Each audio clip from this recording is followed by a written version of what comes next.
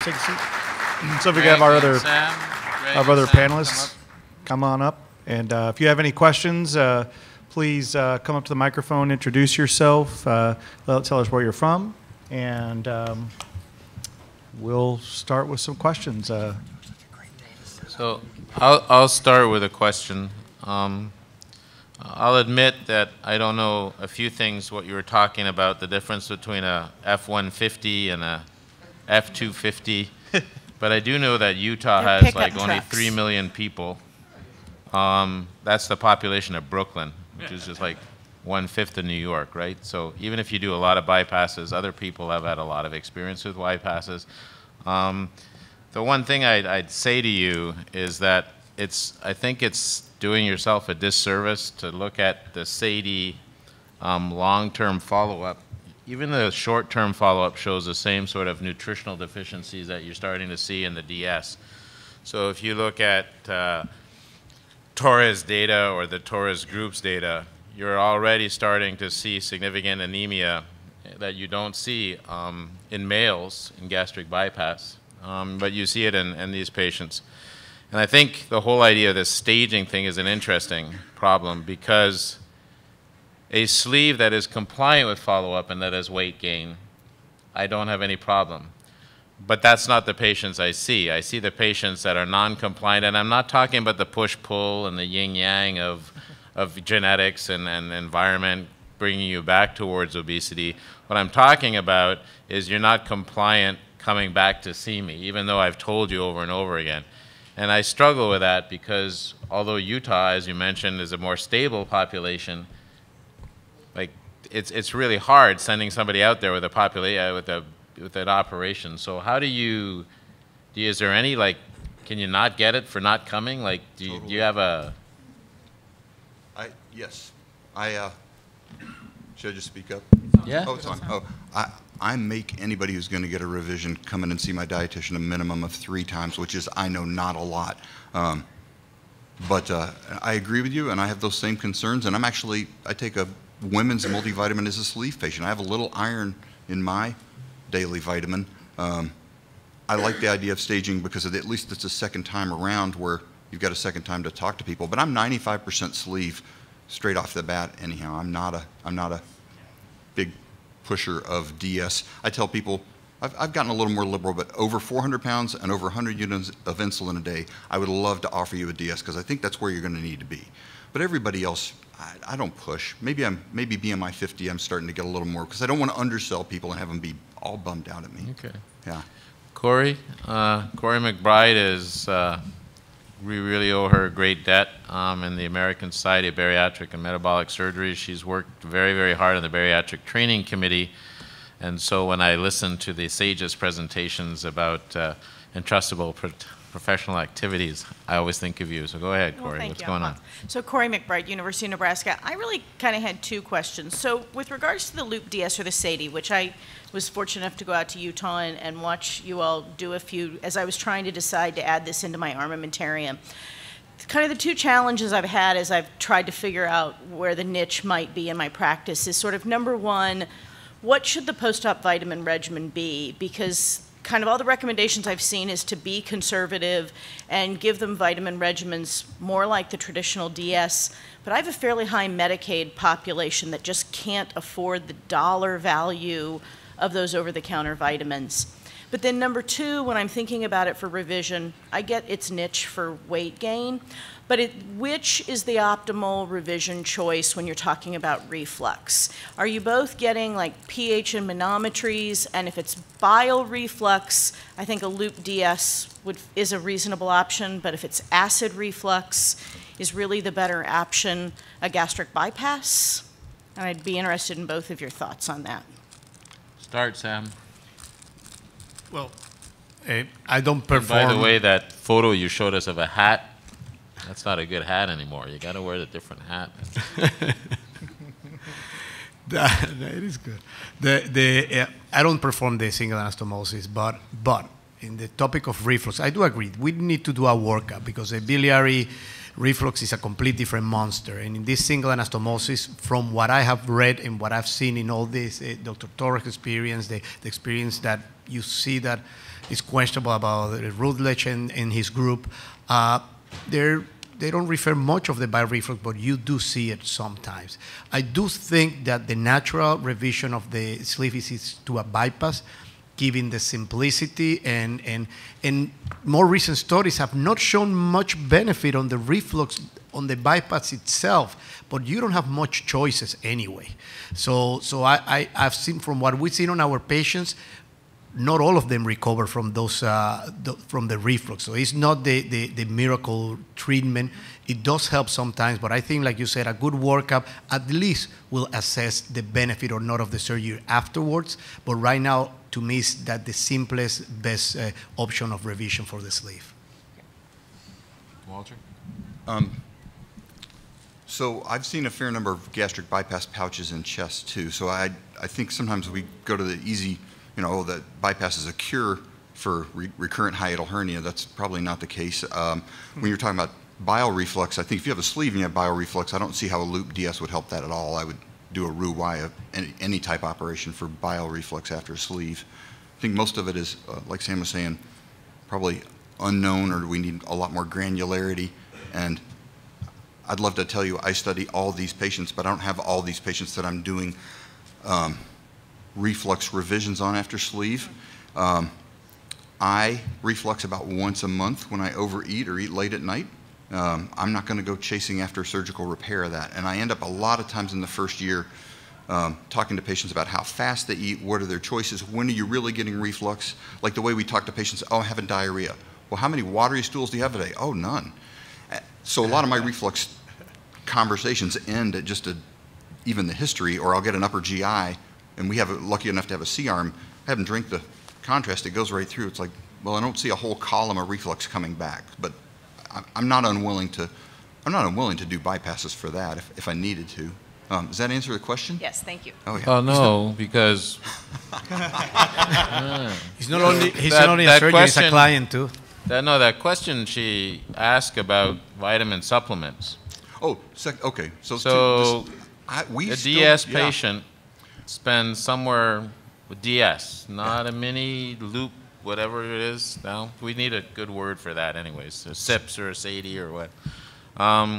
But a DS patient spends, Greg, what, $1,200 a year on vitamins on average? Right, so I mean, that it should be, to answer your question, it should be a consideration and, perhaps a relative contraindication or you have to consider who you're going to offer it to. So we don't offer it to patients who we think are going to have a lot of trouble, footing that bill, because they will, and then they could wind up with worse problems than, if we were to, generally if we were to revise to a DS, it's for, not for, in my case, it wouldn't be for reflux, it would be for weight, failure of weight loss or weight regain or whatever, and they might have a worse problem. So that's something that we do look at, especially our nutritionist. She's right on top of it. And going to that point now, and Courtney, it's important what she mentioned, because she's on an underserved area.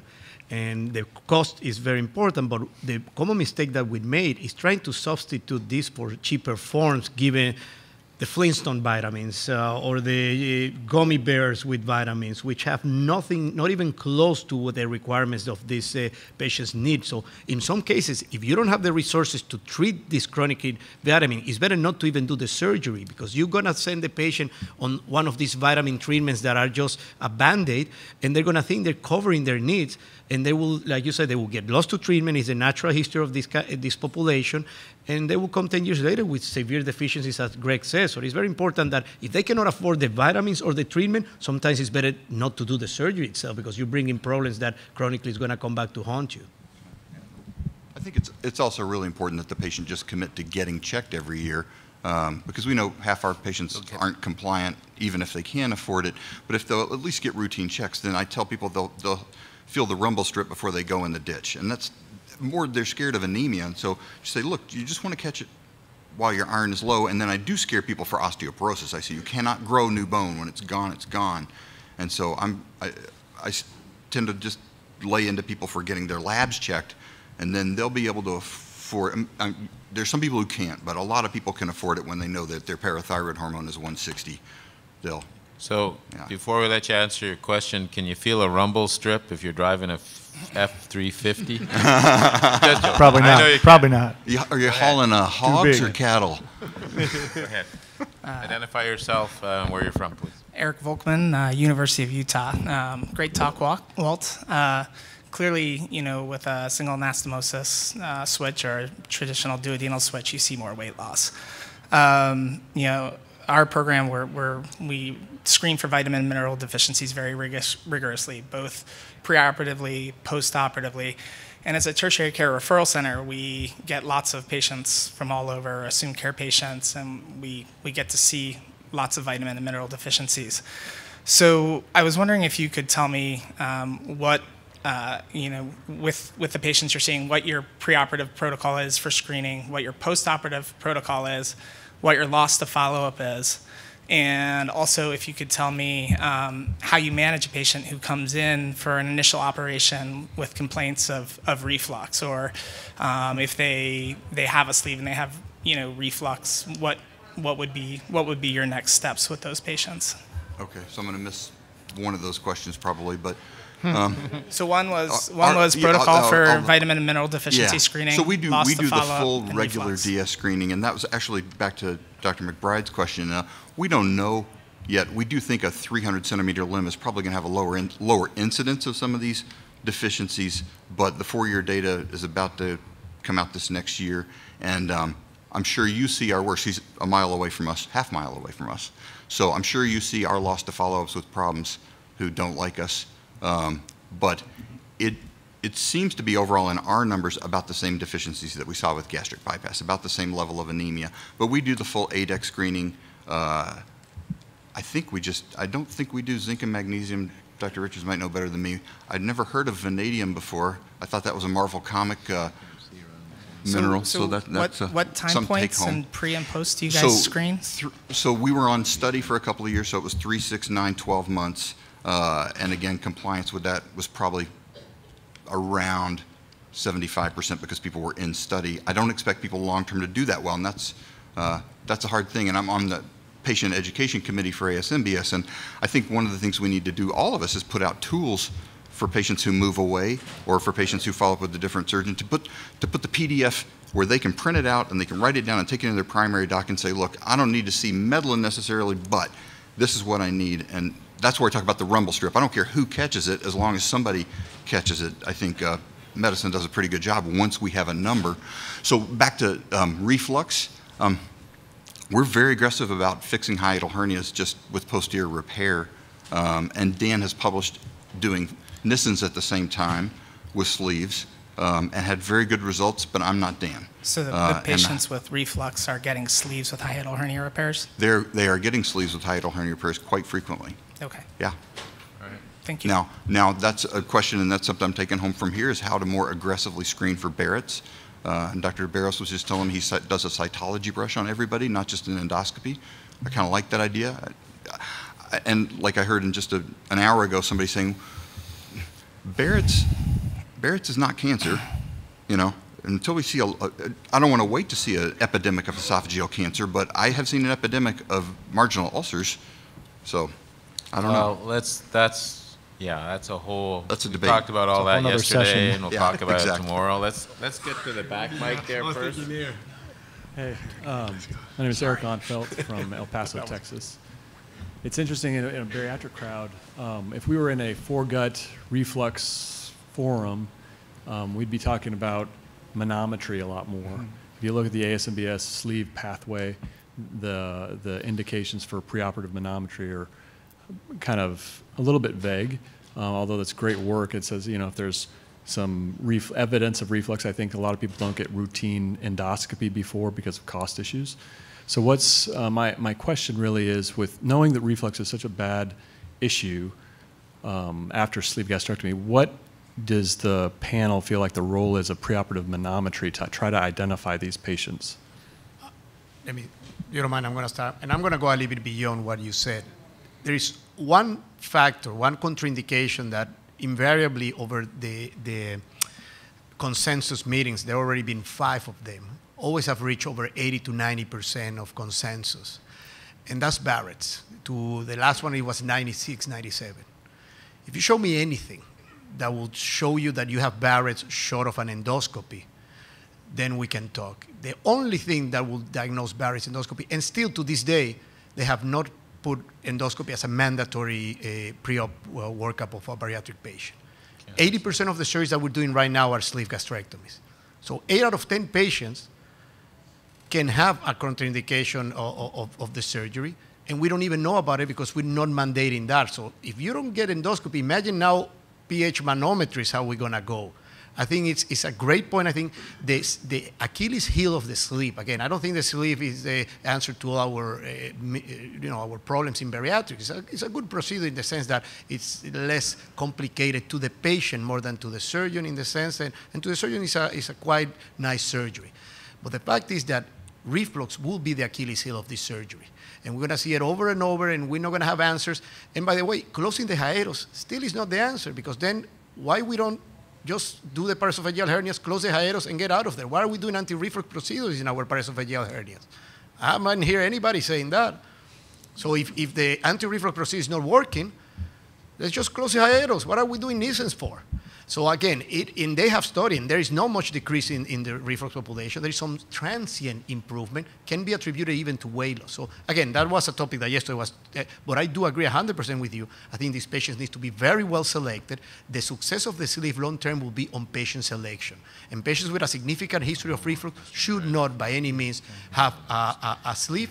If you already have a surgery that have 50 to 60 years established that have shown you that at least they do better than with the sleeve if they have significant reflux. So that's my 2 cents on that. Okay. Go ahead. We have one more question from the front, sorry. We have another talk. If you stay for the next time, you can still ask yours. You can. Pandu Yanumala from... Yeah, I know. Pandu Yanumala from Sacramento, California. First, I have a comment about these biochemical abnormalities we see after the bariatric surgeries we do. We have I'm from Kaiser Permanente. It is an integrated healthcare model.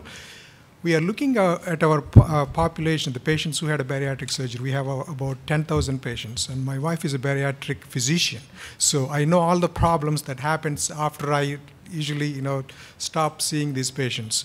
So at 1 year point, only 20% of our patients, they have any labs. Just 20%. 80% of them, we have no idea what's happening.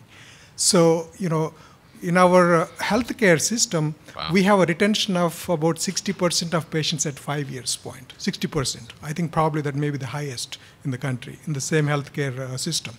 So even with that retention rate, when we are just getting labs checked on 20% of the patients, that is really, really very, very low number. So we cannot really make any conclusions about this loop DS or anything just based on this 1 year data, and we don't even know how many of these patients had labs. That is a big disservice we are actually providing to these patients. It is not just we talk about diabetes resolution and all that. That is very good. But the long term, when the patients end up with neurological deficit and all that, because I see that my wife calls these patients in the middle of the night, around evenings, because their thiamine levels are so low. So you don't want to leave those things, unanswered. That is extremely important. So I think we have to take a step back and look at, how we can help these patients. So a very good point. My only counterpoint to that, and I'll take the privilege of the podium, is I don't understand why it's all on us. I don't understand why MBS QAP makes us call the patients. It has to be at least 50-50 and probably more. They have to assume responsibility. We do, we're there, I'm not going anywhere. But patients not calling back when they've been advised, and in most bariatric practices, because I do inspections across the country, they've signed a contract, they've done all that, and then they don't. And we get blamed by ourselves. It's, we have to take a hit, but we also have to be able to assign it. And the point is well taken, especially in a group like Kaiser, which is sort of omnipresent. If you only got a 60% follow-up at 5 years of people staying in your program and 20% at blood work, that's a remarkably low figure, and that's kind of scary if you're doing malabsorptive operations. Which leads us into... All right. Thank you, guys. Appreciate it. One other comment I just want to make real quickly. Sam brought it up, the one anastomosis gastric bypass, just so that from a nomenclature standpoint, both SWORD and obesity surgery will not accept papers with the term mini gastric bypass. They are both in line with that terminology, just for helpful sake. I'm not sure if surgical endoscopy has adopted that, but just so for purposes of going forward.